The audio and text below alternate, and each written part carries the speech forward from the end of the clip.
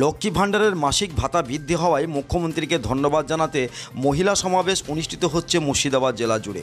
শনিবার বিকেলে ভরতপুর 1 ব্লক মহিলা তৃণমূল কংগ্রেসের পক্ষ থেকে সভা করা হয় ভরতপুরের একটি পুরাতন বেসরকারি স্কুলে। উপস্থিত ছিলেন ভরতপুর 1 ব্লক তৃণমূল কংগ্রেসের সভাপতি নজরুল ইসলাম ওরফে টার্জেন, ভরতপুর 1 পঞ্চায়েত সমিতির প্রাক্তন সভাপতি তথা বর্তমান সদস্য আবুল হাসনাত ওরফে সিপন, পঞ্চায়েত সমিতির সদস্য মনিরুল ইসলাম, INTTUCর ব্লক সভাপতি আব্দুল বাড়ি, মহিলা তৃণমূল কংগ্রেসের ব্লক সহসভানেত্রী নাজমা সুলতানা, ব্লক যুব তৃণমূল কংগ্রেসের 2 সভাপতি মোহাম্মদ রানা ও প্রণব ঘোষ, আলুগ্রাম অঞ্চল তৃণমূল কংগ্রেসের সভাপতি নিসার উদ্দিন শেখ, সিজগ্রাম অঞ্চল তৃণমূল কংগ্রেসের সভাপতি আমির হামজা, ভরতপুর অঞ্চল তৃণমূল কংগ্রেসের 2 সভাপতি শাহাদুল্লাহ শেখ ও মোহাম্মদ হাসানুর, তৃণমূল নেতা বান্টু শেখ সহ ভরতপুর 1 ব্লকের 8টি অঞ্চলের মহিলা তৃণমূল কংগ্রেসের নেতৃগণ। মহিলাদের লক্ষ্মী ভাণ্ডারের ভাতা বৃদ্ধি হওয়ায় রাজ্যের মুখ্যমন্ত্রীকে ধন্যবাদ জ্ঞাপন করেন মহিলারা। এদিনে সবাই উপচে পড়া ভিড় ছিল মহিলাদের। সভাস্থলে ভিড়ের মধ্যে বসার জায়গা না পেয়ে মহিলারা সভাস্থলের বাইরে রাস্তায় বসে পড়েন। সভা শেষে সংবাদ মাধ্যমের মুখোমুখি হয়ে এদিন কে কি বললেন শোনাবো আপনাদের।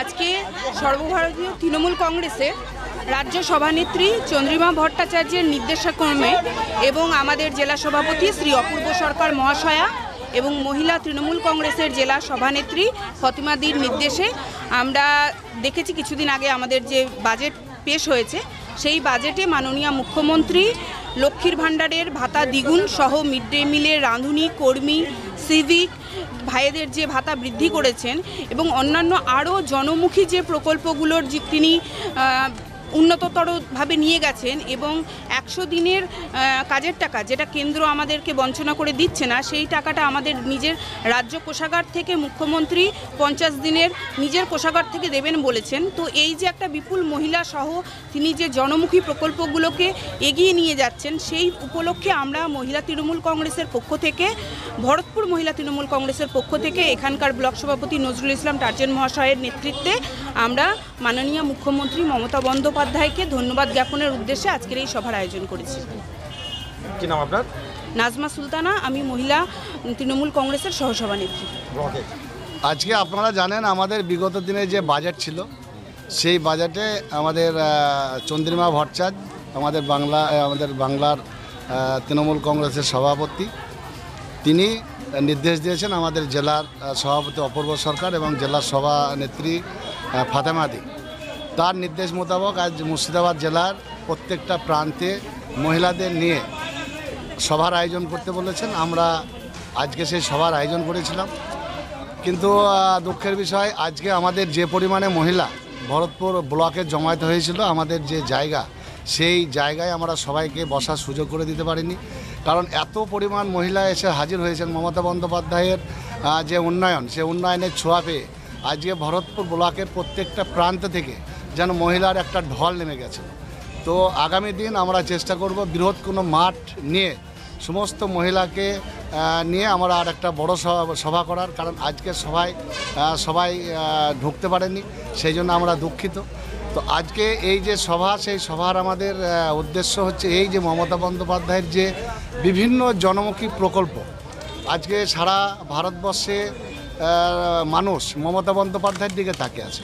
কারণ বাংলায় তিনি যে 68টা প্রকল্প সাধারণ মানুষের জন্য করেছেন, আজকে শুধু ভারতবর্ষ নয় সারা পৃথিবীতে একটা নজিরবিহীন একটা ঘটনা। তো সেই মমতা বন্দ্যোপাধ্যায়ের নেতৃত্বে আজ মহিলারা সুরক্ষিত। আজকে মহিলারা তারা আত্মসম্মান নিয়ে বসবাস করছেন। আজকে মহিলারা আপনারা দেখুন বিভিন্ন SSG গ্রুপ থেকে আরম্ভ করে যে সমস্ত মহিলারা বিভিন্ন কর্মের সঙ্গে মমতা বন্দ্যোপাধ্যায় দৌলতায় যুক্ত।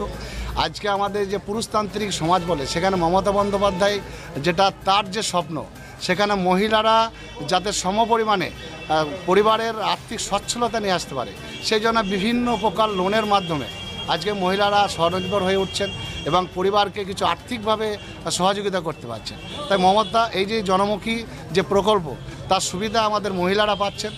আজকে এই বাজেটে আমরা দেখলাম যে জনমুখী যে বাজেট, প্রত্যেকটা মানুষ সেখানে কিছু না কিছু উপকৃত হয়েছেন। সে সরকারি কর্মচারী বলুন, মিড ডে মিলের রাঁধুনিরা বলুন, সিভিক ভলেন্টিয়ার্স বলুন, আজকে লক্ষ্মীর ভাণ্ডার যেটা মূলত আজকে মমতা বন্দ্যোপাধ্যায়ের একটা যুগান্তকারী একটা প্রকল্প, সেই লক্ষ্মীর ভাণ্ডারে যে 500 টাকা করে মহিলারা পেতেন, আমরা জানি অনেক পরিবার আছে যেখানে একটা বৃদ্ধ মা বাবা তারা হয়তো 10 টাকার জন্য তার ছেলে বা মেয়ের কাছে হাত পাততে হয়। তা সেই জায়গায় মমতা বন্দ্যোপাধ্যায় চিন্তাভাবনা করে 500 টাকা থেকে বাড়িয়ে আজকে 1000 টাকা করেছেন এবং যেটা 1000 টাকা ছিল সেটা 1200 টাকা করেছেন। এই যে তার এই চিন্তাভাবনা, আজকে মানুষ যাতে স্বাধীনভাবে একটা বৃদ্ধ মানুষ বা একটা গরিব মানুষ যাতে সেই টাকা দিয়ে তার কিছু জিনিসপত্র ক্রয় করতে পারে, সেই চিন্তাভাবনা কিন্তু মমতা বন্দ্যোপাধ্যায় করেছেন।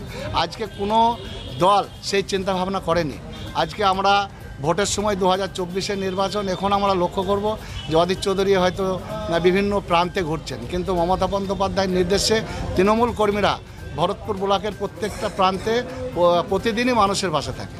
তা 2024-এর নির্বাচন, অনেকে বলবে মমতা বন্দ্যোপাধ্যায় ভোট পাওয়ার জন্য হয়তো এই ঘোষণা করেছেন, তা না।